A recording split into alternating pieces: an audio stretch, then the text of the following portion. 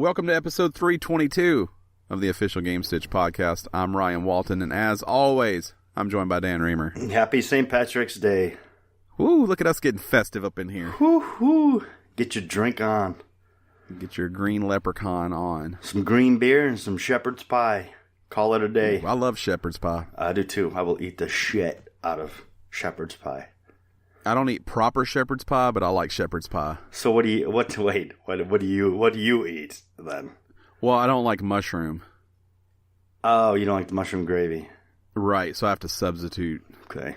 But I'm a big fan. Like, just those pictures right there. Also, producer Gerald in the house. Those pictures he's got pulled up, I want to stop this recording.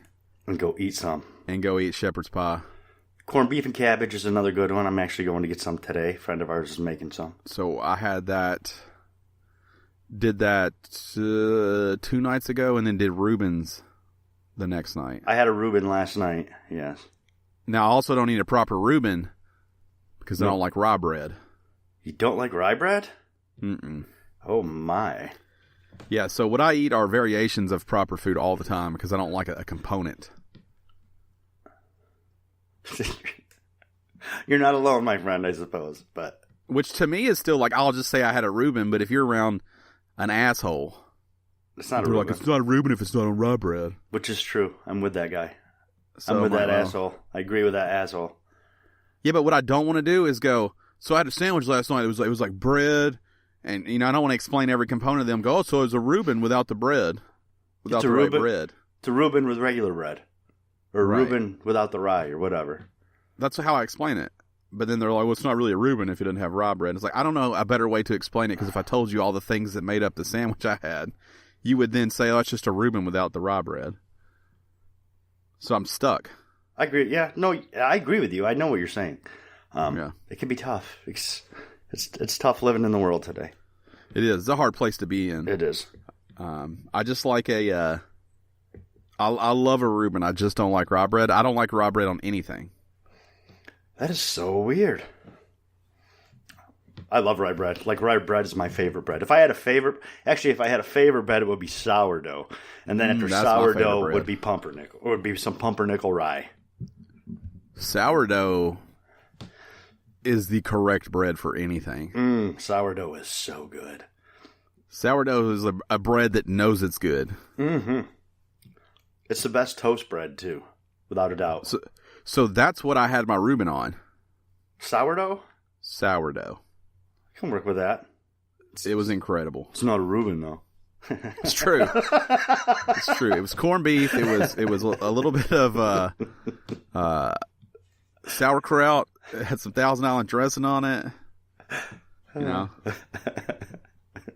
was sort of like a popular sandwich that people sometimes talk about. Man. I just wanted to be that asshole, that's all. Hey, you're mission accomplished. You're definitely I'm in the minority by switching it up because people love to correct me. I don't care. I mean, you know what? I get it. It's kind of like how people call, all of the little square papers with a glue strip on them. They all call them Post-its. Post-its is a brand. Right. But you call them Post-its. It's kind of the same thing. It's easier to say a Reuben, regardless of the fact that you changed up one. Like, even if you had it without sauerkraut. If you had corned beef and... You said a corned beef sandwich. Yeah. On pumpernickel, you might go as far as to call that a Reuben. Again, you'll have the people who call you out and go, if it doesn't have sauerkraut, it's not a Reuben. But same concept of what you're speaking of. Because no one's going to be like mini adhesive back note paper. Right. Because you can't even say sticky notes because that's a brand as well. Like the iPod. Remember the iPod? Every music player was an iPod, even if it wasn't made by Apple. Yeah. I mean, Q-tips, Weed Eater, those examples are everywhere. Yes. Jeep is anything that'll fucking sort of go off-road that you can take the top off of. Kind of. Yeah. I heard people talking about the Geo trackers, and they're like, a little Jeep. It's like, no. No, what's a Geo? That's a GM product. Yeah. They don't. Let me tell you, they are not the same. No, they're completely different. Those trackers are garbage. I want one real bad. They are, though. I want one of those. I had one years and years and years ago. I want a Suzuki Samurai. My dad had one growing up. It was a big piece of shit, but I remember it fondly now. They are so much fun, though. It was a piece of shit. And I hated it growing up with it, but I do remember it fondly now. So look at those Geo trackers. They're not bad. Look at that yellow one with the top down. That topless yellow one. Yeah, that's somebody bad. Jurassic Park that one up. Let me get that Jurassic Park They're one. not as cool as the Suzuki Samurai, though. That's true. Suzuki Samurai is cooler. Row, third row now. Look at that. Oh, yeah. Yeah, that looks good. You're right, though. Let's get a Suzuki Samurai picture up. The Suzuki Samurais are so much better. Have you ever seen the Suzuki X90s? I feel like I have, but I can't place it. It's like they tried to make a new one that was like a coupe. So let's look at the Samurai. Then I want to show you this X90. Look how good that looks. Yeah. I like that forest green one in the middle. Tell me that doesn't... I mean, that you can get away with saying, oh, it's a Jeep. Because people You know what they remind me of? They remind me of like miniature G-Wagons if you get the hardtop. Yeah. Yep. Yeah, those things were not safe, but boy, they were a lot of fun. He's pulled up the fancy Chevy Tracker when they dropped the Geo. The Geo. Yeah. Let's get a Suzuki X90 and then we'll move on with this thing. Okay. I want you to see this. That's spelled X90 for producer Gerald. Yeah. There you go. My dad really wanted one. Oh, yeah? Yeah, see them? They tried to make a new one, but it just didn't hit. Yeah. Well, that's like this, what is it, the Subaru Baja, which is essentially an El Camino? Yeah. How do you feel about that? You're into El Caminos. I did like the Baja, but it was never an El Camino. People really like They're Subaru products. Subarus, yeah. Subaru is a lifestyle brand. They are a good car. They are. There it is, that yellow one. I like those that yellow one's the one that I always see, too. There's like 2 yellow ones in Clarksville and a maroon one. Yeah, those yellow ones are nice. No one took that to the beach ever, though.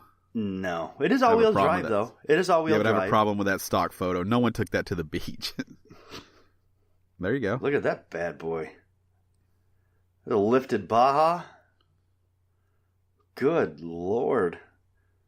Got some 27s on there. Jesus.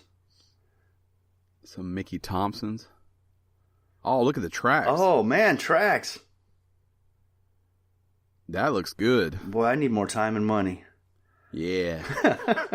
Welcome to the show. It's all about classic cars that aren't classics. It's about Suzuki Samurais and other Jeeps. Breads. Welcome to the Breadcast. The Breadcast. Yeah. Tell you, people that make bread, they get deep. Right. This is our Gluten Minute with Ryan and Dan. It needs a better name, but I'm not against it. It's got to have gluten in it because we got to be anti the gluten non-gluten. I get you. Yeah, there's a gluten fad. I'm gluten. Yeah. I'm allergic to gluten. No, you're fucking not. Yeah, you're a douchebag. You're a dick. You read about it in some fucking magazine, and now you're on the bandwagon. Shut the fuck up. The same person with a gluten issue is the same person correcting me on the Reuben. Same person. No, not necessarily. I'll tell you why I have a problem with it. The Reuben could be like a English/grammar. Let me tell you why I have a problem with it. The only reason they know it wasn't a proper Reuben to start with is because I acknowledge the fact that I understand it's not. Right. No, I get that. Like, I gave you all the information to let you know that it's not this, but this is what I call it. You don't have to call me out again. I've already done that. Right. I could have just said I had a Reuben and we could have went on about our life. So it's not that they're talking about it being not a Reuben. It's more about the fact that, look, I'm anti-repetition, and we've already covered this topic. Well, if I said, hey, I had a Reuben, they're like, oh, yeah, where do you get your bread from? I'm like, I just use sourdough. And they were like, hey, well, that's not a Reuben. I get that. Mm-hmm. But I've given you the knowledge that I understand I didn't have a actual Reuben, but I have what I call a Reuben because that's the closest thing to it. Right. That I will ever put in my body mouth. So. That's I hate fair. Those people. Look at that little cake Reuben thing. Why do you have a gluten-free Reuben pie up? Producer Gerald, you're fired. What about the gluten glutton? A vegan Reuben isn't even a goddamn thing. Stop it. A vegan anything isn't a thing. Stop it. Do you see the 3D printed steaks they make in China or Japan or something? They look so gross. That's super gross, though. I would be willing to try one of those Impossible Burgers. People seem to really like those. Well, I've never even heard of that. I think that's what it's called. Impossible Burger? That's super gross. Yeah, check Impossible Burgers. See if that's... I think that's what they're called. Apparently, they're so good. They're like real meat. And apparently, like they almost like bleed when you're like... When they're raw. Like it's like a real... It's the full experience. Yeah, the Impossible Burger. And what is it? It's meat-free, though? Mm-hmm. Let's get that second one that says the Impossible Burger. It's a vegan burger? Mm-hmm. Yeah, see it? What is it made out of? I don't know. Grass. I don't have any room in my life for vegan anything. It's plant-based for sure. I realize that that's a big trend now and all this, but no, I'll just keep shoving meat down my maw. I'll tell you the problem I have is if you've ever gone to the market, the grocery store, whatever you prefer to call it, and you've seen vegan cheese, you know that this isn't a road you can go down. Yeah, no shit. Because there is something wrong with the visual appearance of that cheese. There is something wrong with the visual appearance of most vegan products. That vegan cheese, I'm like, you're not gonna piss down my back and tell me it's rain. You know, my wife tries to eat healthy, and so she gets the spaghetti squash and does a thing where it's like, look, it's like, no, look, it's just like spaghetti, and I'm like, no, it's not. It's like squash. It's fucking squash. Now, would you call that spaghetti then the next day? No, right? See, now we're there. That's the problem. You had squash with spaghetti sauce on top of it. Yes. It's interesting. Food is interesting. Hold on. I think I gotta let my cat... Can you hear my cat meowing? Yeah, I hear your cat for sure. I think I hear my cat too. I think I need to let him in because he's being a little bitch. While you do that, I'm going to move the show forward. Okay. If this is your first time here, welcome. Each and every week, Dan and I get together with the help of producer Gerald, and we talk about video games, we talk about life, we talk about whatever, because it's our show. We don't have a boss. We don't have anybody telling us no. We don't have a corporation tied to us. So we just get on here, we freestyle for a bit. We have some news we get to each and every week. So if it's your first time here, sometimes it takes a little while to get us going, because we got to chat about life.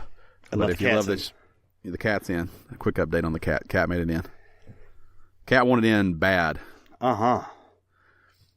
So this show posts each and every Monday, 6 a.m. Central Standard Time on podcast services around the world, around the globe even. We're international. We're nationwide. Yeah. Worldwide. Yeah, worldwide. I like world. Globe-wide. Nobody says that, but nobody says globe-wide or sphere-wide or earth-wide. It's always... coaster-wide. Yeah, it's always... That was a flat Earth reference. Yeah, I know what it was. I don't know if you called it or not. You usually get upset. I wanted to make sure you heard that one. I don't have time for that. I don't have time to deal with flat earthers.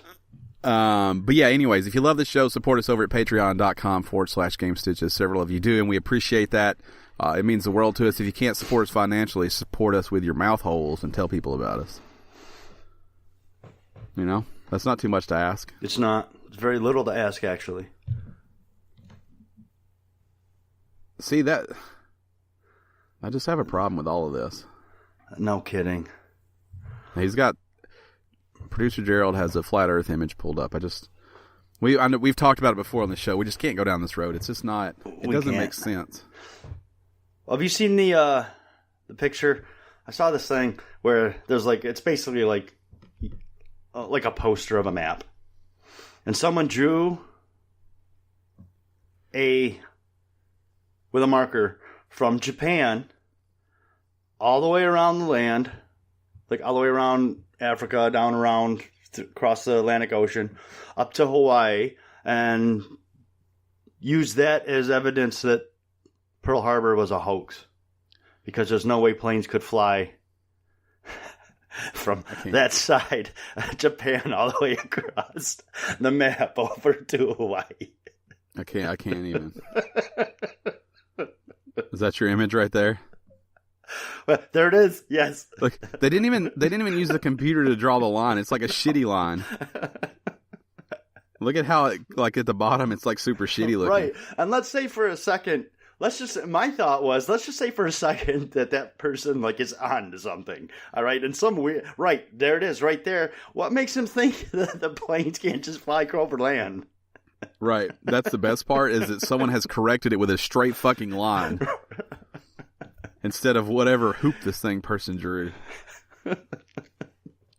Now it looks like a shitty hacksaw. It's the best. It does look like a hacksaw now. Which is also the last option if I'm ever sawing anything. A hacksaw, it works good for tubular metals. I'm like, how can I get this stuck in the middle and then eventually break it? That's me and a hacksaw. Well, sometimes you got to just go one I like way. that one. Look at that one makes me happy. That's someone who's like, I want to watch the world burn right there. Just drew squigglies to be a dick face. All right, let's jump into the games. There's kind of a lot of news. We should talk about what we played first. Yeah, what'd you play? I don't remember how the show goes anymore. No. So this should be my last week should have been my last like real busy work week for a bit.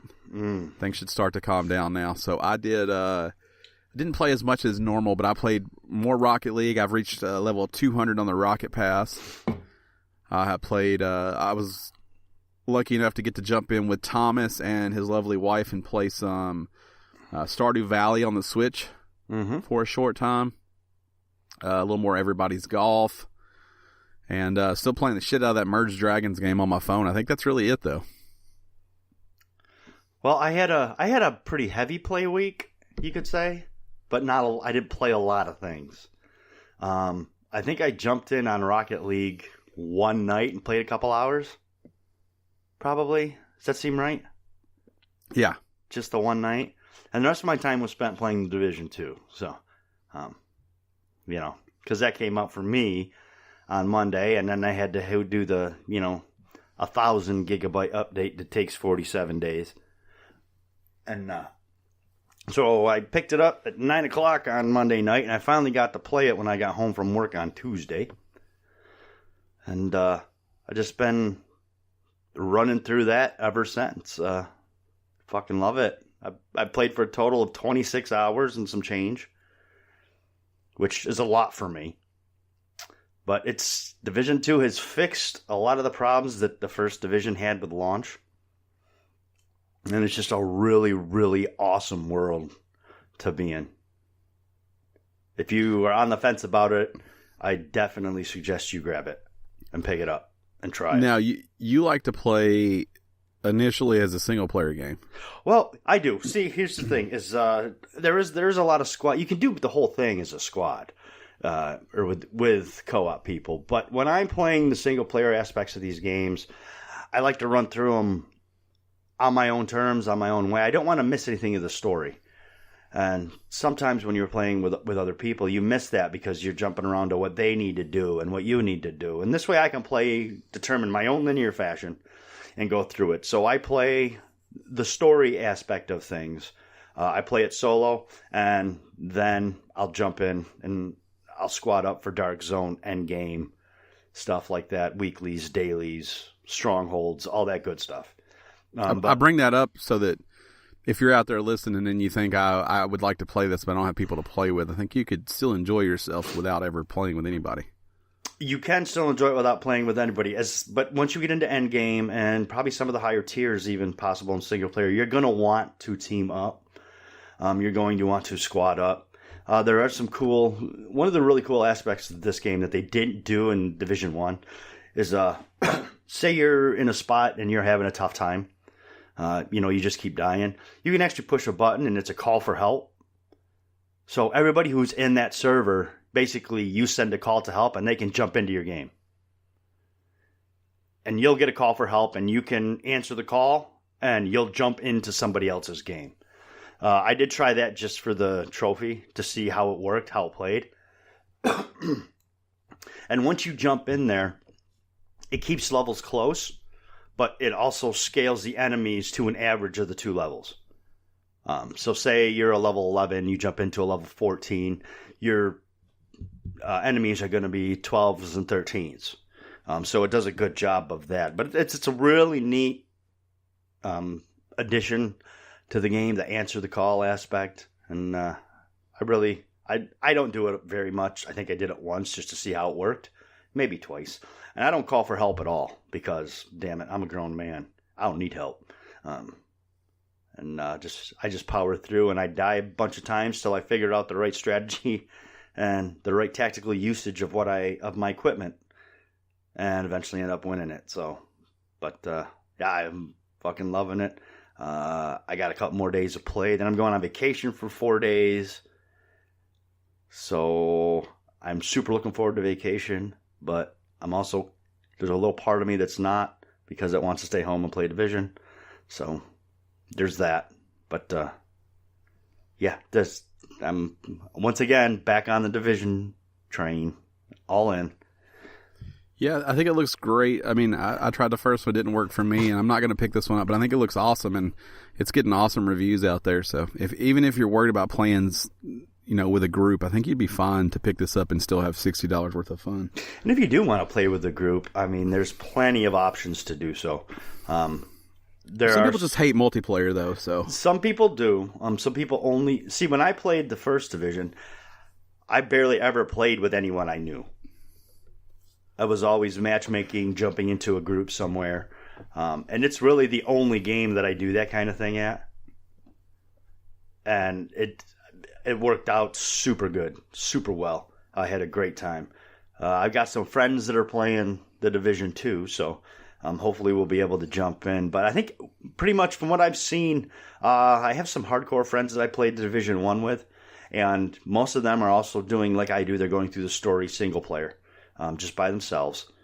And I've also got some friends that have come on that are a little new to it, that are trying it out and falling in love with it. So we'll see what happens once we get closer. But really, when you're playing the singles, I just play the single player. I'm not against squadding up once it comes on later on, but when I'm playing the single player, I'll squad up to make a run through the dark zone. Hey, that's cool. I can take a break from the story and run through the dark zone. You definitely want to squad for that. But as far as just playing the story, I tend to do that single player all by myself, and then squad up for end game. So I forgot that I also played NASCAR Heat 3 one of the nights this week. It was really fun. It was good. Yeah. I enjoy that game for what it is. It's a good time. Howard and I jumped in and we played online against some other folks, and it's just fun. It's just silly. I think I gave him a shout out whenever he gave that game to me, and it's super fun to get in there with him, and he takes it serious, but not so serious that he drives like in a correct fashion. Right. So we can still have fun. He'll take me out on the last lap to win. He doesn't care. Right. I know. And I appreciate that about him. Because it's just carnage out there. It's just everybody wrecking all the time and cars flipping, and it's super fun for that purpose. If you took it super serious, I don't know that I would enjoy it. Yeah, you're not into that.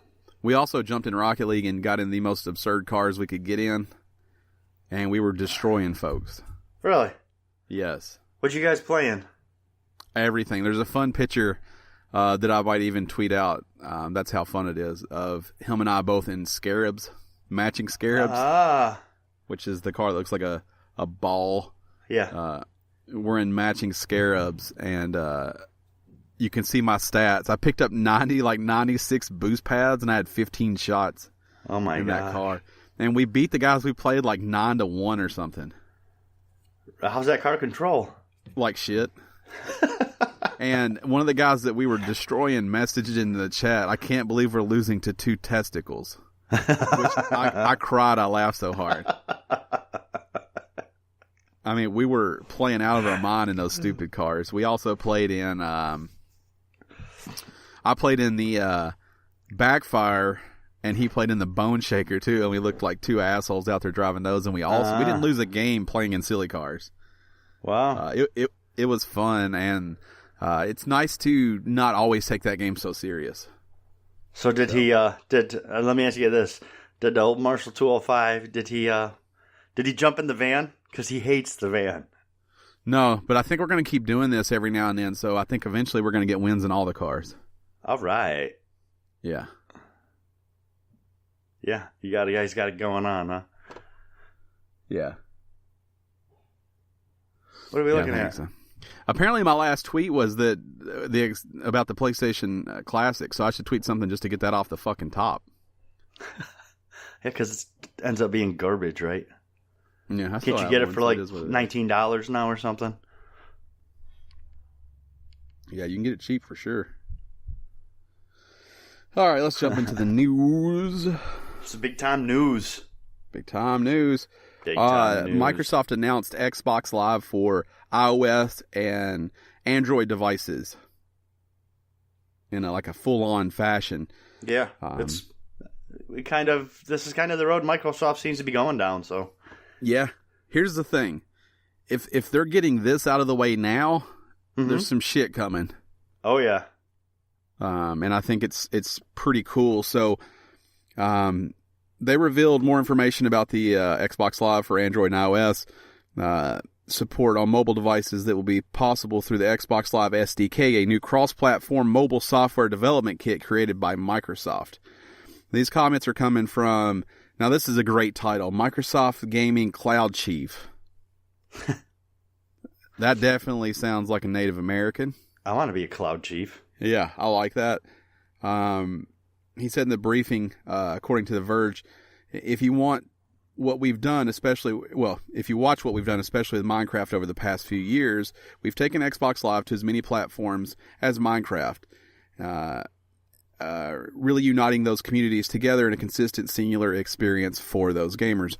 And while I think that's true, Minecraft was the perfect game to do that with. Right. They showed proof of concept with a passionate community and a game that will probably live forever. So now the goal is to make that happen with everything. So as of right now, Microsoft Studios is the only thing supporting it, but they're making this SDK available so that all games for the future will work this way. Yep. He also made a comment that he would love to see Xbox Live running on a Switch and a PS4, uniting the 2 billion gamers out there. Yeah, he would. I'm sure. Can't do that, though. You could probably do one of those. Yeah, the other one we can't because we got to look out for the safety of our children. Yeah, last thing I want are our kids being unsafe. Right. Now, I do want to. I'll take this moment. First off, cool move, Microsoft.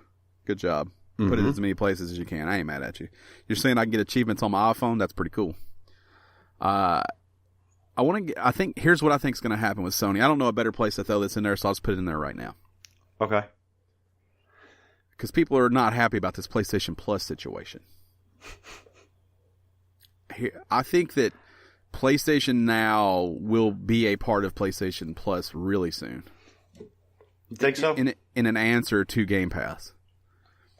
So the price will not increase what you're paying now for PlayStation Plus, and it will incorporate a PlayStation Now inside it, and you will still continue to get just 2 games a month. It's my prediction. Just want to throw it out there. I think if they do it, I think you will see a price.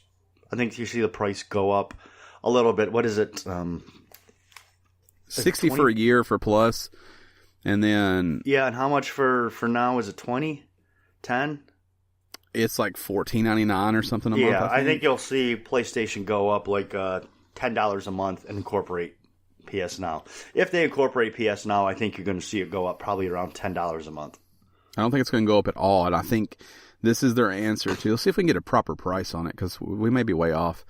I think this is going to be their answer to Game Pass and to Microsoft's push to be a service leader. Yeah, I don't know, but do you think that they can that Sony can afford to give away essentially PS Now for free? To keep their player base, they can. So it's $100 for 12 months or $20 a month. Yeah. Okay. So I still think you see it maybe go up by $10 and incorporate that. Maybe they just do 2 tiers of plus. Maybe they do a plus and a plus plus. That could be too. Plus Pro. They'll call it a Pro. Plus Pro. They're going to find a way to affordably get this to people, and I think it'll work. But they got to get some newer games up there. Yeah, I mean, and that's the problem is PS Now just doesn't seem as appealing to me when I look through the games. That's the problem. Like, wow. It's got way more games. I don't need to play it's got any 600 plus games. It does, but I look at every single one of them. I'm like, wow, I don't need to play any of these. Yep. There's nothing. I mean, the newest game on there is like, I still think Bloodborne. Yeah. And it's whereas Microsoft's taking the other out. Every new game that our studio releases is out. The problem with that is they're not releasing. Sony's not going to give you Spider-Man. No. Like, they're just not, because they're releasing incredible experiences. And Microsoft's last release is Crackdown 3. Yeah. You know, they're not putting out the same caliber games. They're not. And I don't know that Microsoft keeps this vision if they're cranking out fucking amazing experiences. You know, I love Sea of Thieves. That game's dead without Game Pass. That's true. That's very true. It would have been dead on arrival without Game Pass. Now I think it has an audience and it'll live either way, but before it would not have. Not without Game Pass, no, I agree with you. Yeah, Microsoft is, they almost seem to be scaling back on like their AAA style titles. They're still going to have the few, you know, they're going to have the Halos, they're going to have the Gears. But they're almost scaling back on some of those experiences and putting the money into incorporating them into all these other services. Yeah. You know, they bought 27 studios, and I think the idea is to pump out like AA style games quickly. Yes. Let's fill up Game Pass. Yep.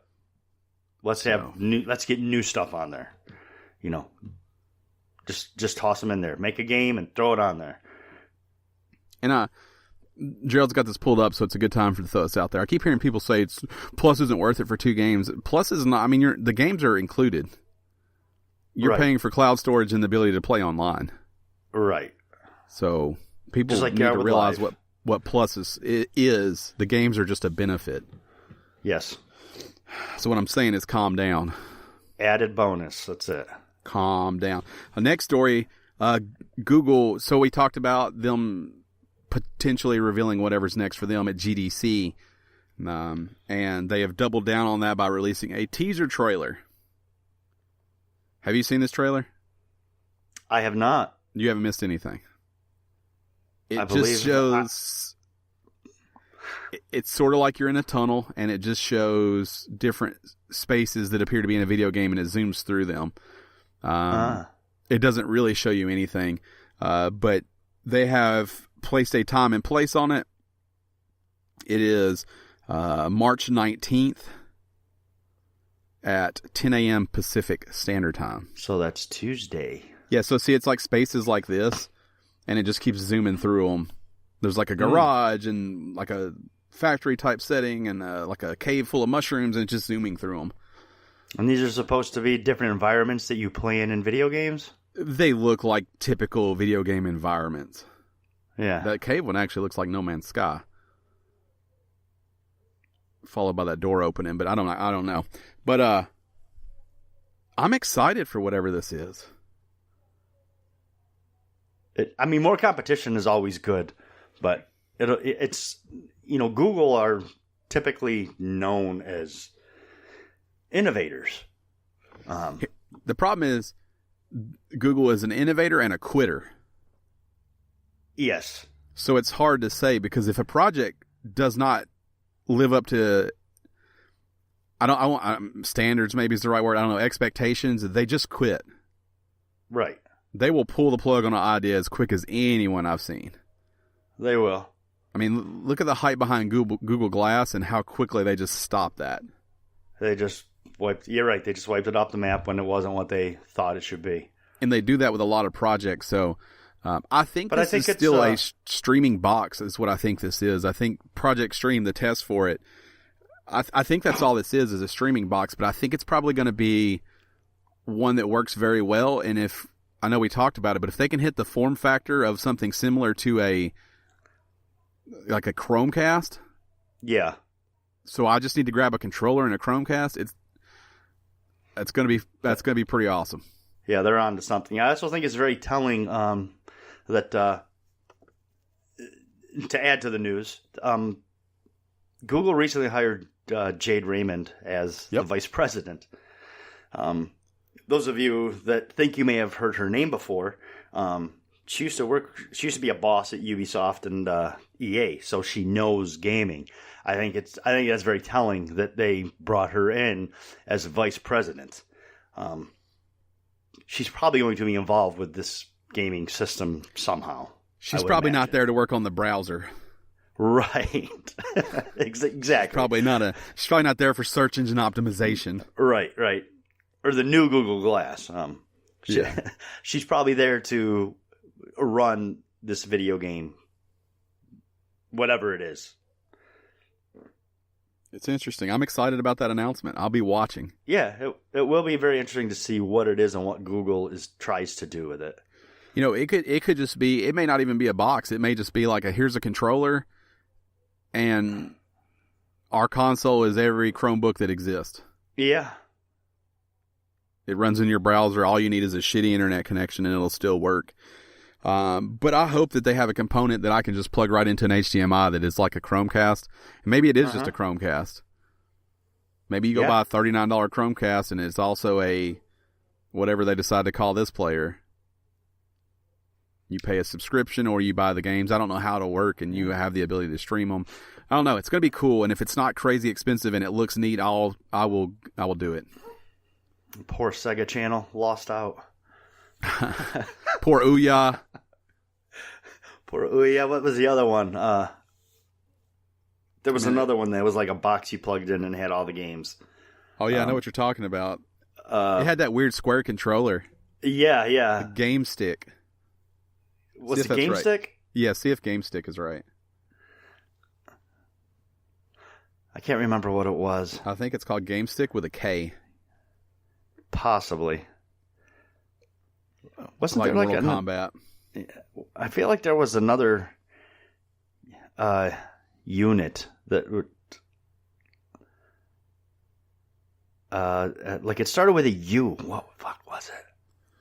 Search for Game Stick with a K. I think that's showing off like a bunch of Steam links. I don't know why.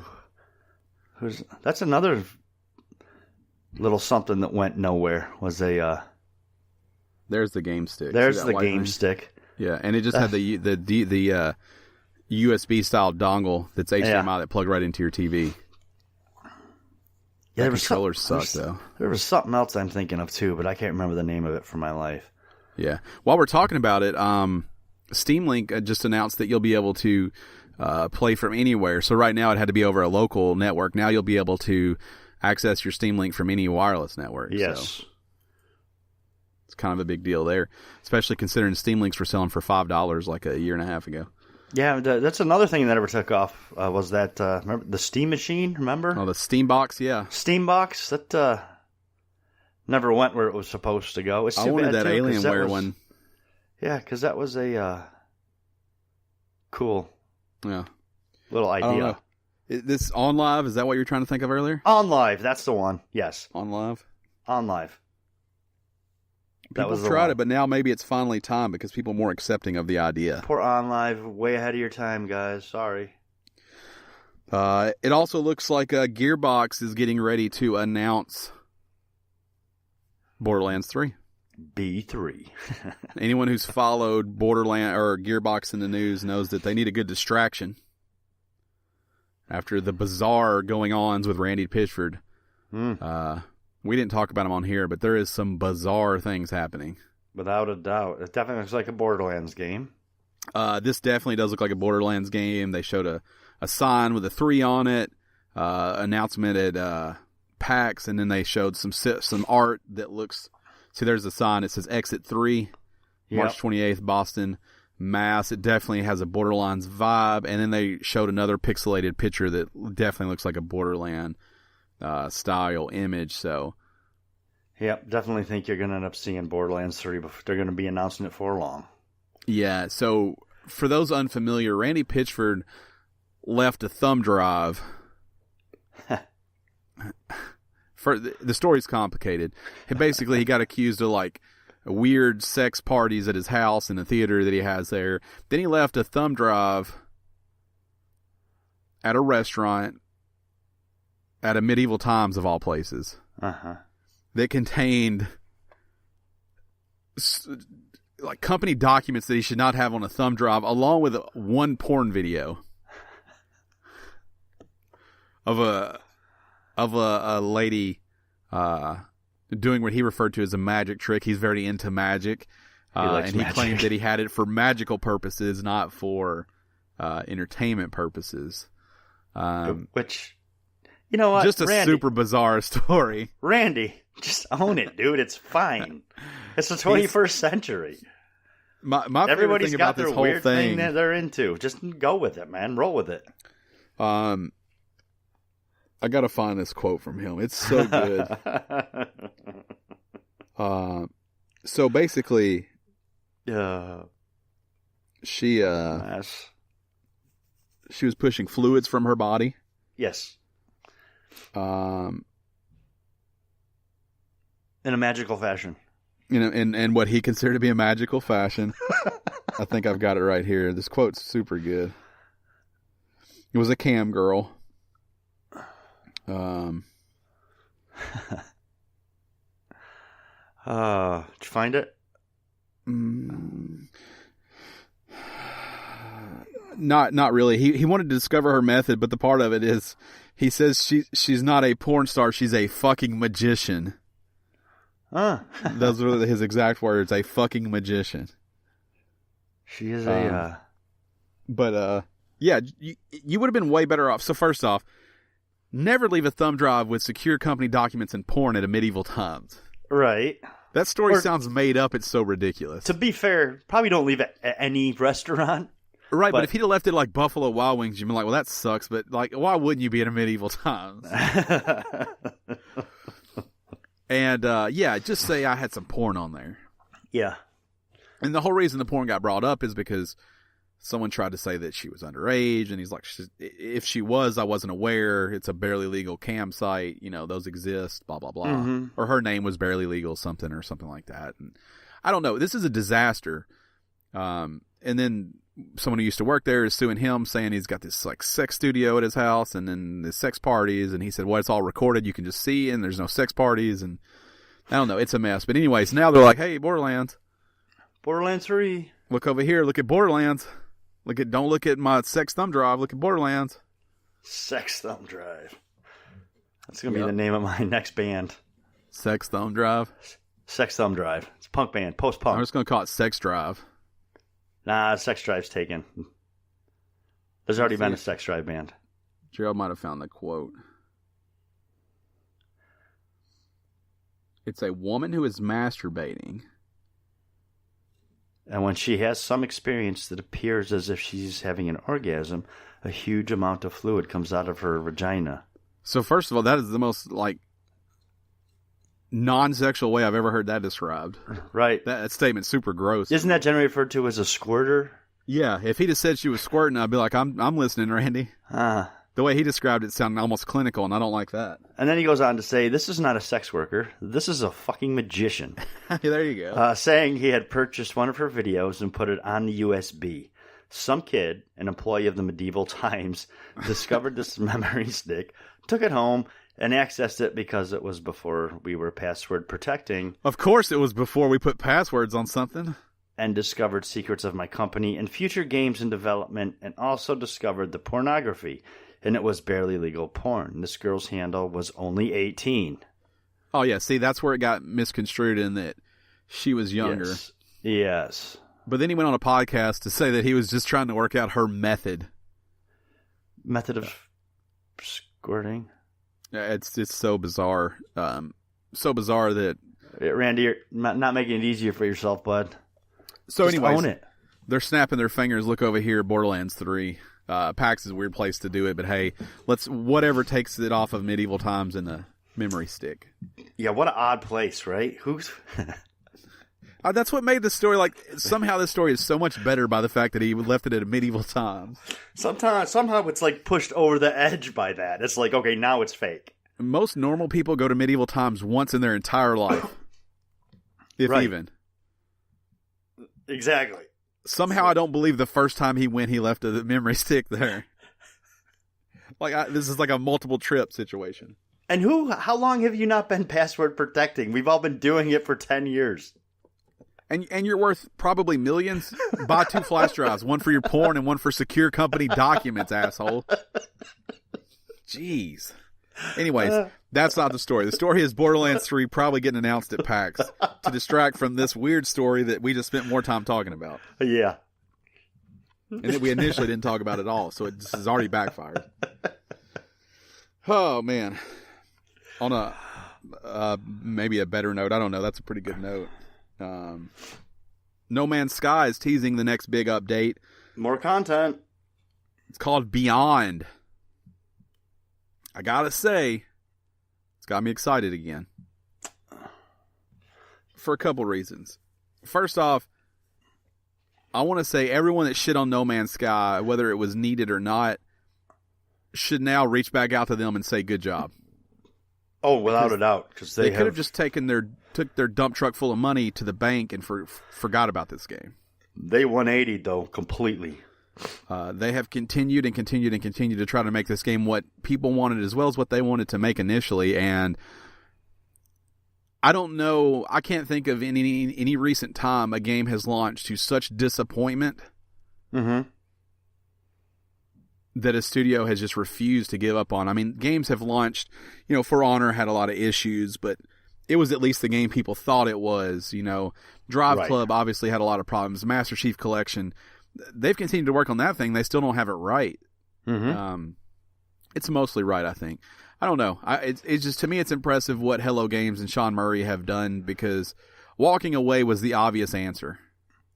Yeah, just counting your losses, counting your money, taking your losses, and starting over. Yeah, just taking your big fat sack of cash, making a new Joe Danger game, and just keep going.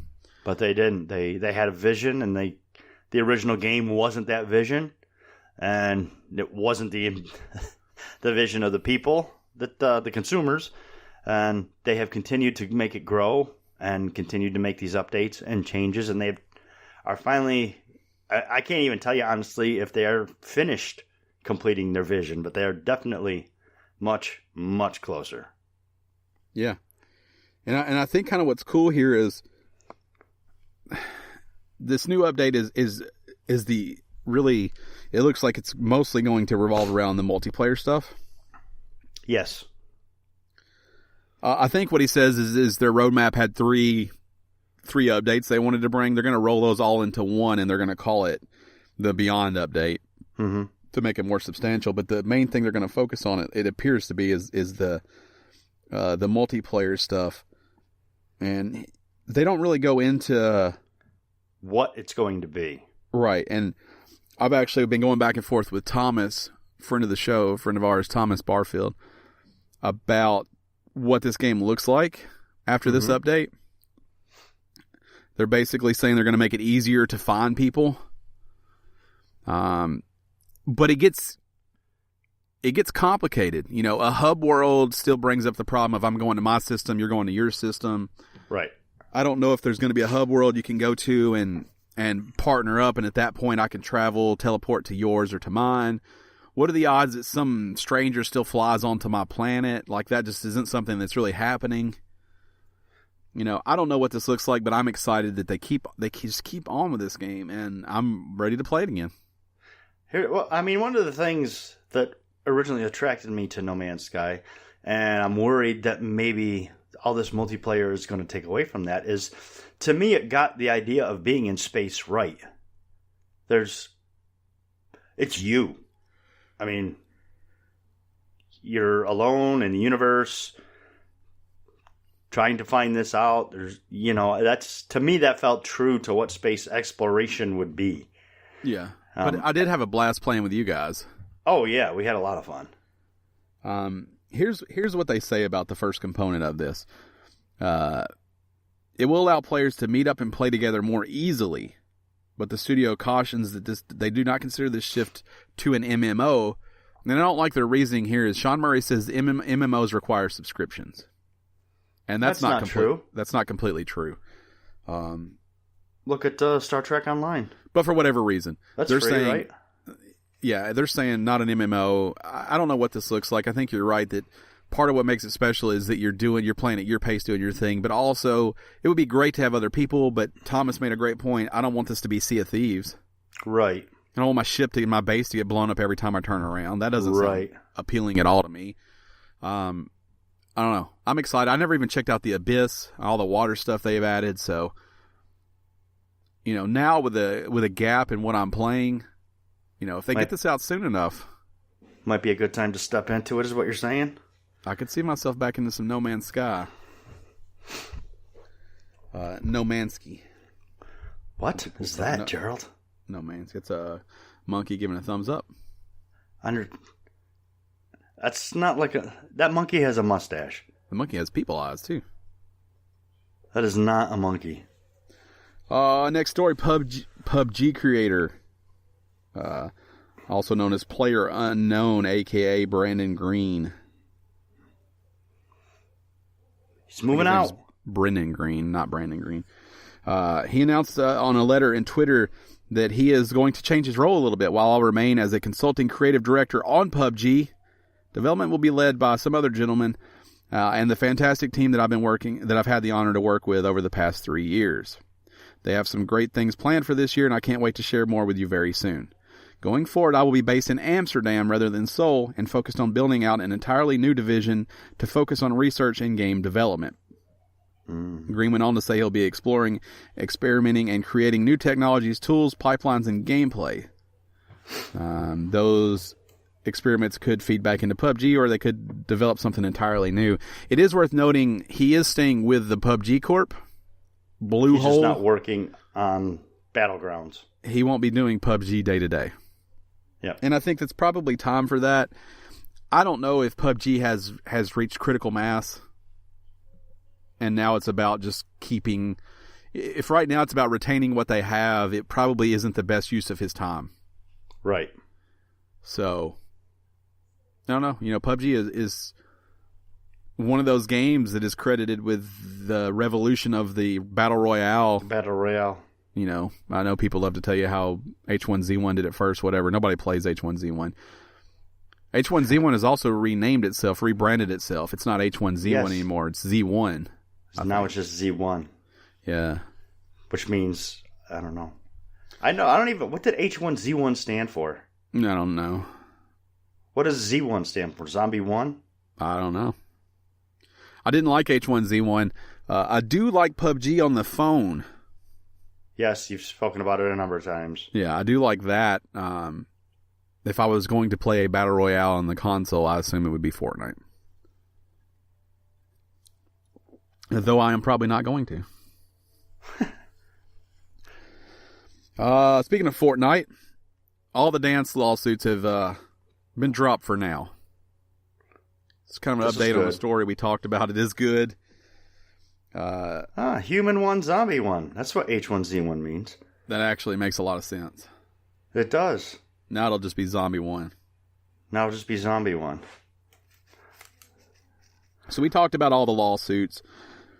Alfonso, Backpack Kid, 2 Millie, Orange Shirt Kid. Yeah, all these people suing Fortnite for the dances that are in there. But it appears that the major 3, Backpack Kid, Alfonso, and 2 Millie, have all dropped theirs, at least temporarily. And it's a result of the U.S. Supreme Court unanimously deciding to in a separate case that a person cannot file a copyright infringement claim until the U.S. Copyright Office has granted or rejected the copyright application, none of which has happened for any of the people in this story. None of them have patents. They've all applied for them. Right. None of them actually had any, and they were trying to say that without a copyright, there's no copyright. Well, yeah, so I'll backtrack a little bit. Carlton, as I like to refer to him, he did attempt to copyright in December, but was denied in February because It was a simple routine that is not registerable as a choreographic work. Right. So he could, I guess, pursue, but the problem is, it's a tough argument when you come in and say, hey, that dance is mine, you guys owe me money, and they go, but it's not yours right here on paper. Right. So. And not just that, but I don't understand how, wouldn't it be whoever produced the shows? Definitely not his either way. I mean, that seems to me that's how it would belong to the show. Not him. As a result of this, 2 Millie, Backpack Kid, and Orange Shirt Kid have all also dropped their lawsuits against the company. Is it just me, or does Backpack Kid look like King Joffrey from Game of Thrones? Yeah, he does a little bit. I only know who that is because I've seen memes of them two next to each other. Last month, Epic released a memorandum, also known as a memo, seeking to dismiss at least 2 Millie's lawsuits on the ground that no one can own a dance step. AKA law. Memo. There's the title. There's the show title. I'm just wondering what asshole wrote this article and felt like they needed to use memorandum. Anyways, Epic wanted to dismiss the lawsuit, claiming that no one can own a dance step. Copyright law is clear that individual dance steps and simple dance routines are not protected by copyright law. Good for Fortnite. Good for Epic. Bad for Backpack Kid, Carlton, and the Orange Shirt Kid. I don't even know who that is. And 2 Millie. 2 Millie. I only know who 2 Millie is because of this lawsuit. of Fortnite. So he ought to be sending a thank maybe you not letter. Be suing. Maybe be thanking Fortnite for making you a somebody. Maybe send them a memorandum to let them know how happy you are. AKA Memo. I sent you a memorandum yesterday. Did you get that? No, asshole. That's right. No one ever says, "Oh, I'm sorry, didn't you get the memorandum?" It's always say that. Awesome. Here's a weird story. Everybody decided early last week that Sony was buying Take-Two. He's so fucking weird. In a cash deal because of apparently one misquoted analyst. Yeah. And what is a very, very weird story. The whole thing, from beginning to end, is super weird. Yeah, MarketWatch reported that Wedbush securities analyst Joel Kulina said that Sony, whatever, that guy, is currently in advanced board-level discussion to acquire Take-Two Interactive in a mostly cash deal. It turns out he's been bombarded since the comment, and he says there is nothing behind this story that I've seen. No one has found a source. Market chatter refers to what I hear on trading desk happens daily. Just more surprised this has gone viral like it is. And he went on to say that this was actually like a misrepresentation of what he actually said. Yeah. That he was misquoted, and everyone needs to calm down because he does not have any information that this is actually a thing. That didn't keep stock prices from shooting up. No. They jumped up. Now, there's some speculation. The time this story was written, they were up 7%. But it also probably jumped up because of all this Gearbox Borderlands 3 chatter as well. Right. Probably helped. Yeah. What a mess. A lot of messes this week. What a mess. A lot of messes this month, I should say. So these last two stories are fun, though. Between magical porn stars and, She's a fucking magician, Dan. Okay. She's not also, he said she's not a sex worker. Like, first off, let's not call anybody that. No.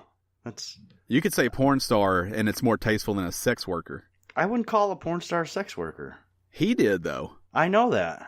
She's not a sex worker. She's a fucking magician. It's like, stop. I don't like the way you describe things, Randy. Yeah. I don't like the fucking way you talk, okay? Right. And she, and your technical terms for what she was doing didn't help with the visual any either. Randy. Extreme turnoff, Randy. Like when you break it down to the clinical level, I don't appreciate that. Right. Which tells me he either a thumbs up. Which here's the thing about that story, which means he either watches a lot of porn to the point where it's become clinical, or he watches none and he's like a 10-year-old boy who saw his first clip. I love that he's like, here's what I think happened. It appeared that she climaxed and fluids were released from her body. But she's not a sex worker. She's a fucking magician. It would be like, that's like 2 8-year-olds talking to each other. Right, exactly. Yeah, it's weird. I don't like it. I don't like it exactly. at all. We're going to go to a fun place, though. This next story, there are 2 controllers coming out. I've shown you both of them. I just want to know which one you like best. Now, the first contender. For the PS4, we have an Alpine Green DualShock 4 coming out in April for $65. For those who are audio only, which is everybody, it's a forest green color, white tips, white sticks, white buttons, and the back of it is actually white as well. Yes. Contender number 2 is what Microsoft is referring to, part of the Phantom series, and it's a Phantom White Special Edition controller. It's priced at $70, coming in a little bit higher, and is only available right now through Microsoft Store, making it a little harder to get.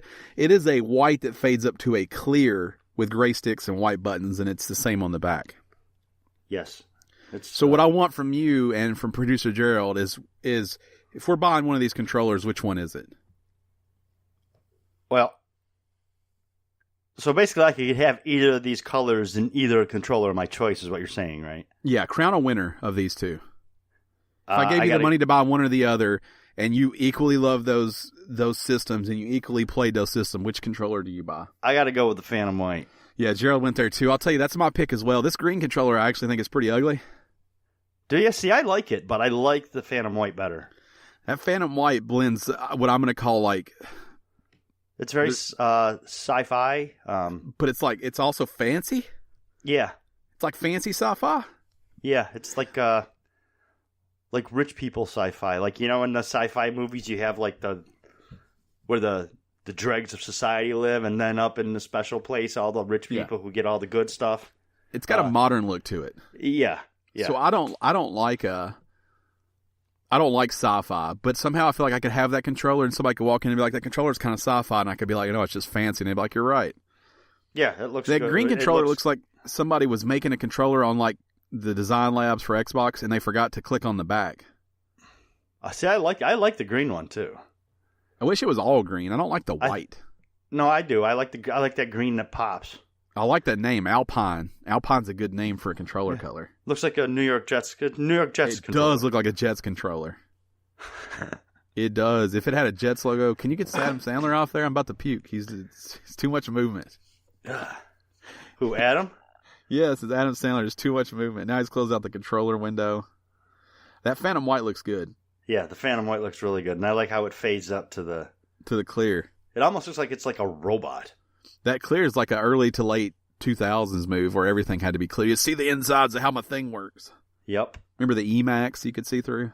Remember the afterglows? Yeah, they came in fun colors like boysenberry. I had an Emac that was in boysenberry. He's got Sasquatch pulled up now. Yeah, what's up with this? Maybe that was a Sasquatch earlier, not a monkey. Oh, yeah. That makes more sense. It looked just like a monkey. but Sasquatch does have a mustache. Yeah, see, that makes more sense. It's a squash. Yep, it was. Anyways, I agree. Check out both these controllers, though. Like I said, the Alpine is going to be much easier to acquire. It should be everywhere in April. That special edition Microsoft one's only available through Microsoft stores, and it's $70, but you can pre-order it now. Mm-hmm. You can pre-order the Alpine Green one, too. Get all pre-ordery. I like controller colors. I do, too. I like that one. I do like the green. Alpine Green. That's a good color. If you notice, the little arrows beside the D-pad on the Alpine Green are kind of gold, too. Yeah. It's not I don't know. Somehow I look at that and I'm like, hey, that controller will get dirty, but then I look at that all white one and I don't have that same thought. So I don't really know what my head's doing. They'll both get dirty. Yeah. I don't play with Cheeto hands or anything. No, I don't either, but they're still going to, things will happen. Yeah. Let's jump over to shout-outs. Remember, if you want a shout-out, head over to patreon.com/GameStitch and support us over there at the $10 tier or higher, and you get a proper shout-out each week. Just like always, if you don't supply us with a shout-out, we'll supply one for you because we're not taking away your time. Exactly. I don't believe that bright green controller right there is official, but I do like that. Mm-hmm. That looks good. Yeah, that's a skin, a controller skin. Now, I have the berry one. Look how good that berry looks with the maroon and the... That's Phantom White. That's just a clear PS4. Yeah, I have that, and I love that controller. Yeah, you like that one? Yeah, that controller fucking looks good. That's a good... I want to get that Denver Broncos one, too. That orange and blue one. Yeah. I want to get that one, too. They should just make NFL team controllers, now that I think about it. Because they have a lot of good colors. Yeah, some of them do. That Galaxy edition. Imagine a Dolphins one. Imagine the Seahawks. Ooh. Because they like to get wild. Yeah. Yeah. So, anyways, proper shout-outs. 2 shout-outs this week. Thomas sent me a shout-out. He says 3 games to be on the lookout for. Hightail, which he told me is like a... so it's dedicated Minecraft players who have now created their own game. Mm-hmm. And it's HYTALE. Hightail? Yeah, Hightail. It's got a cool look. You can definitely tell it's in the vein of Minecraft. But it seems like they're just going above and beyond. So it's interesting to see what'll happen with this. Yeah. Outward is one of the other ones he sent me, which is an RPG that is... I'm into this one. Yeah, and he is all into this one. They're making a lot of hefty promises, and people are very excited about this game. I would say be cautiously optimistic, because I think it's coming out at $39. Right. It's being made by a very small team. But it looks like it's going to be super... It looks cool. Super cool. He sent me a couple of videos on it, and the other one is No Man's Sky. So he's back into that. Jump back into that. And then he asked a question that took us down a rabbit hole last night when I was chatting with him. He said, okay. I never got to be a part of PlayStation Home. What was it? Oh, shit. And I went on like a 45-minute full-scale, like historian-style production about what PlayStation Home was. And he got fired up about being a part of PlayStation Home. He wanted to be it? Yes. He wanted in. Yeah, it was basically it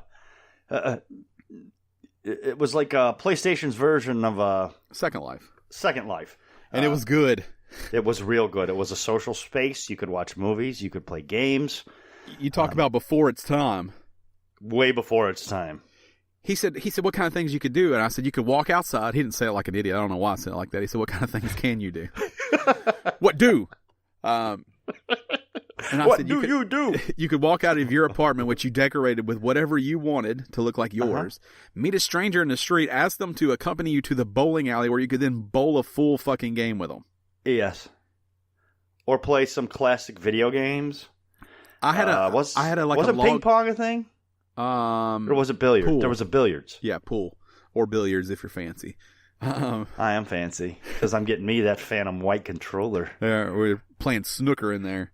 I had like a log cabin on a lake that had arcade machines, and people could come over and play arcade machines and set high scores on your machines. Yeah. I had a downtime apartment. It was just cool. It was silly and cool, and there were quests you could do, and there were areas that pertained to certain games. And so you could do certain quests to get certain clothes for your you could do stuff in your avatar. You could unlock a shirt by doing something in a video game. Subway, I remember I had that $5 foot-long shirt on for a long time. Yep. But it just reminded me that we've talked a lot about PlayStation Home and maybe never actually described what PlayStation Home was.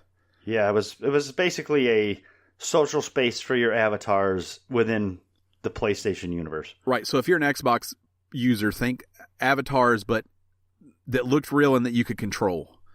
Yes. The Sims they look very Simsy. Yeah. Yeah. Gerald in love with it, just putting up hearts and smileys and thumbs up. And it was rotten with microtransactions, which I was fine with. Because you didn't have to spend money. What'd you say? Did you buy stuff? I don't know if I bought anything. I think that was the year I went to E3 and no one was at the PlayStation Home booth. And when I went up there, they gave me a card that gave you $180 worth of stuff. Oh. Yeah, it was like the biggest one-time transaction I think I've ever done from the PlayStation Store. Like, you put the code in and it scrolled down forever. It was like 90 items that you got. Nice. Yeah, it was crazy. And I love PlayStation Home. I'm sad that it went away. I'm sure it took a ton of resources and a big team to keep it going, but it was fucking rad. It was fun. It was a fun time. And it should come back, and I would love if it came back and they somehow kept the things you had, but I'm sure it'll never, ever, ever come back. No, that won't happen. They might bring it back at some point, but you're not going to have your stuff. I don't think it'll ever even come back, but it was fucking cool. And there was talk that they were going to do a trophy room where you could actually see your platinums, and it just, I don't know, it was just a cool tie-in. Yeah. Like I said, you could, this is just an example, but let's say, like, I think Resistance Burning Skies had like a mini game and you played it and you unlocked stuff, Resistance stuff for your house and for your, you could get like, that's the thing. It's a Little Big Planet. You could do things. There's a Little Big Planet mini game and you could unlock like a Sackboy statue for your house. It was just fucking cool, man. You could get Drake stuff. Yeah, and a lot of it was timed, and I don't know. It was just cool. I miss PlayStation Home. Yeah, and if you think of a GTA 5, think of the apartments there, and then multiply those by like 150. Yeah, you could go, like, there was like Roco races you could go bet on, and like, I don't know, it was just fucking crazy. It was cool. You should check out some videos for PlayStation Home if you've never seen it. And crazy cool. It should come back. So that's his shout out. Is that PlayStation Home sounded cool, and also check out Hyrule, Outward, and No Man's Sky. Check out these games. Yeah, check them out. Check it out. Now, our second shout out is for Zach Wimbush. I don't think he provided a proper shout out, but the letter he sent us last week was substantial. There was a lot going on there. That's true. So we're not going to share his personal information. We don't know what he wanted public or private from that letter. But I just want to say, Zach sounds like a cool guy, and I'd like to play games with him. So let me know what you play and what system you play on, and let's see if we can't hook up and play something. I think he told us on there. Yeah, he did, but I don't know if he properly said if he even plays multiplayer.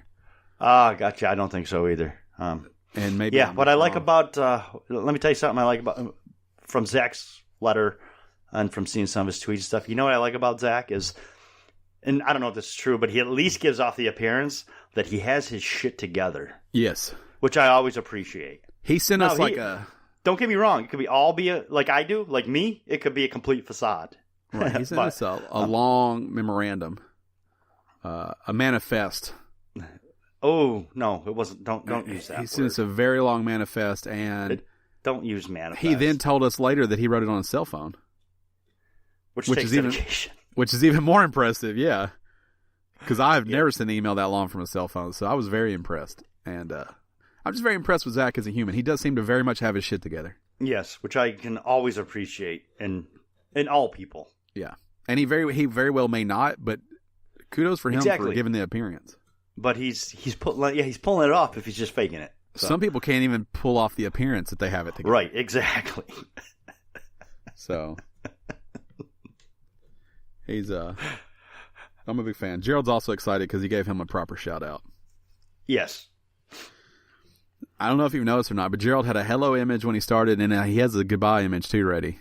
He's really stepping his game up over there. I like that.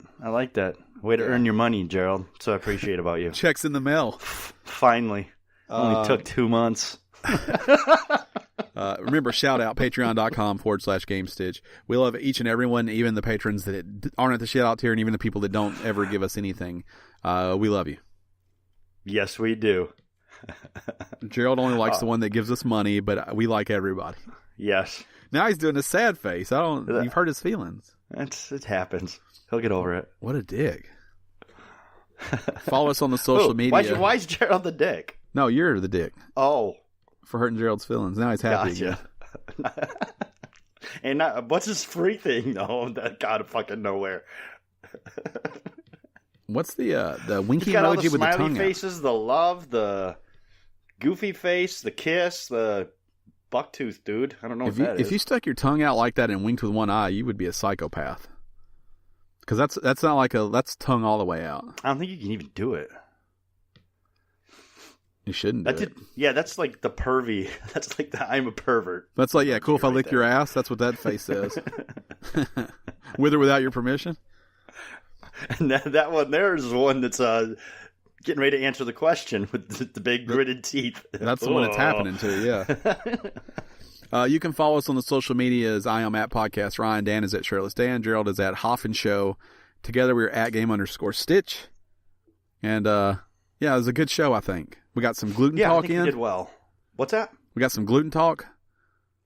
We did get some gluten talk. We got right some, off the rip. Yeah, we got some gluten talk. We got some. What else did we talk about?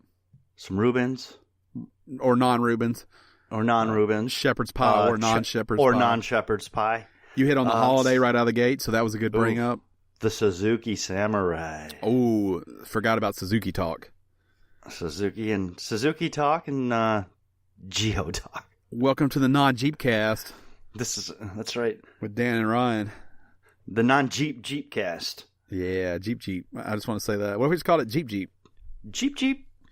That's aren't those things on fucking Sesame Street? I don't know, but do you remember Jeepers Creepers? That had the big long faces, the aliens, and it was always like Jeep. Aren't those Sesame Street characters? Put in Jeep and see what we get. Jeep. He's got the Jeep Not Edge Jeep pulled up. Eagle. This is what happens with Google. They're like, oh, did you mean this? Right. And Jeep just pulls up more pictures of Jeep. It just pulls up more pictures what of about Jeeps? Jeep Sesame? Which sounds like you're having a stroke. Jeep Sesame. Jeep Sesame? Yeah, no kidding. Like, let's get you to the hospital. No, I think you're calling it the wrong thing because I'm only seeing Bert and Ernie and Elmo. Jeep. For some reason, when I think Elmo, I almost do an Elmo impression, but I don't know what Elmo sounds like. But in my mind, I always want to do it. Do it. No, because I don't know what Elmo. No, I'm good.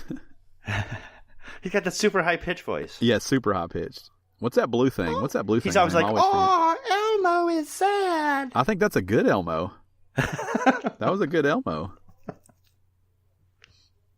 How do you know? You don't even know what he sounds like. Because that's in my head. That's what he sounds like. I always almost do it, and I'm like, I don't actually know what Elmo sounds like. I didn't watch a lot of Sesame Street growing up. I watched a lot of Mr. Rogers, a lot of Lamb Chop, some Barney, but not a lot of Sesame Street. You missed out, bro. What's Sesame Place? Something different. Now, Bert and Ernie recently revealed that they are lovers. I heard that. Yeah. So we won't get into the ins and outs of that, but just making you aware. They sleep in separate beds, though. Mm-hmm. Much like my grandparents did. It's a fun fact for you. Bert and Ernie are like my grandparents. All right. That's not weird at all. It does explain some things, but... Thanks to everybody who listens. Thanks to everyone who supports us and has supported us for the many years that we've been doing this. Thanks to producer Gerald for taking time out of his day to pull up Sesame Street pictures for us. Mm-hmm. And, yeah, that's it. That's all the thank yous I have. I just ran out. It's game over. Sourdough, thanks for being a bread. Oh, appreciate it. Yeah, thanks for being my favorite. Oh, there they are. Go back down.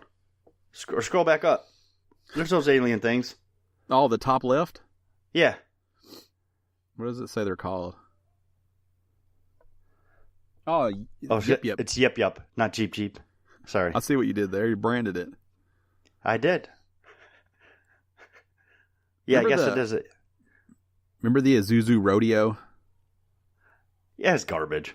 And they had that commercial that was like a Slinky. What goes downstairs, a loner in pairs. It's good. My friend had a rodeo. I've never been an Isuzu guy. My friend had a rodeo, and it was a piece of shit. And it was the Isuzu Trooper. What a generic-ass looking SUV that is, the rodeo. And they had a pickup. I can't remember what this was, because remember it was, who was the guy that was big at the time that, he was like a lying guy, or something, and all he did was talk about how great the Isuzu pickup was. I don't know. People like to slam these rodeos, though, apparently. Yeah. Like to knock the bottom out of it, as people from where I'm from would say. Knock the bottom out. That's something different.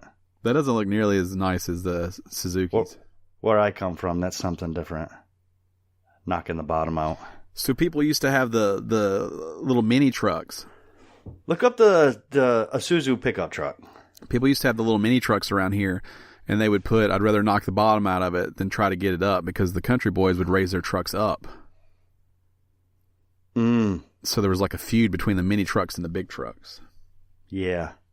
The little S10 Extremes. Yeah, those guys. The little Mazdas. They would drop those little Mazda trucks. Yeah, B3000s. Yeah. That truck looks like crap. I hate those chrome guards on the fender. Yeah? That one's got 3 wheels in the back. What's that truck called? What's the Isuzu truck called? Does it not have a name? I don't know. He's got a Isuzu lowrider. Just put in a Isuzu pickup. Stop looking at fancy customized ones. I know. Jeez. Can I get an Edmunds image? This is a long silent pause. People don't like that on a show. I know. Not at all. Go to images now. No, look up a Isuzu pickup truck, because Isuzu still makes big box cargo vans and cargo trucks. I like those. The ones that you haul like toxic waste or bombs in on the TV shows. I can't remember what they were called, though.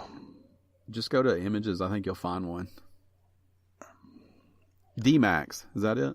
No, that's one of their big boys. They haven't made trucks in like 20 years, pickups. So, I don't know. Shout out to Isuzu for... they still exist as a company besides anything but those box trucks? I don't know. That one looks like a Tundra. I don't know. Yeah, that's because it's not an Isuzu. It's a Honda Insight. Yeah, it's just a bunch of cars that aren't Isuzus. Yeah, it's like an auction site. Yeah. That's going to do it for us, episode 322. In the books. We're going to be back next week. Same time, same place, different clothes. Yes. Or maybe the same clothes. I might be in the same clothes. I won't remember what I wore last Sunday. But it'll only be the same clothes because it's what I put on after I wash it. It won't be like I'm in the same clothes a week later. Right. That'd be unacceptable. Well, I don't know about unacceptable. Oh, there you go. There it is. It's just a regular cab pickup. It doesn't even have a name. It's just ugly. That truck's so generic they didn't even name it. No. Like what model is that? Toyotas? It's a Suzuki truck. Those old Toyota trucks were nice. People love those old things. I tell you what, I like a new Tacoma now.